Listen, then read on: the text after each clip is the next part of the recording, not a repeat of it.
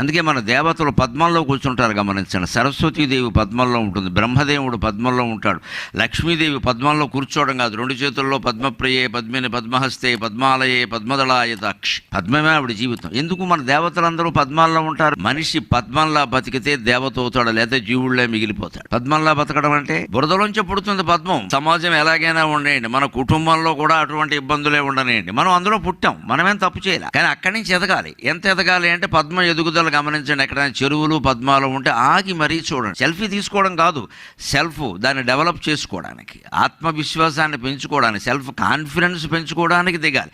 Selfie తీసుకోవడం, పద్మంతో నేను photo దిగానని అందులో పెట్టడం, వావ్ అని ఒకడన్నాం, బ్రేవ్ అని ఒకడన్నాం, ఏటి అధవసంత. వాడెవడో బొట్టన వేలు పేకెత్తి, వీడెవడో చిటికిన వేలు పేకెత్తి, వేళమే ఆధారపడి మన జీవితాలు నిలబడతాయా? నాకు ఇన్ని లైకులు వచ్చాయి, దేనికి నీకు అవన్నీ? నిన్ను ఎవడో లైక్ చేయాలని నువ్వు కోరుకుంటున్నావు అంటే నిన్ను నువ్వు లైక్ చేయట్లేదు అనమాట. అది కఠినమైన సిద్ధాంతం.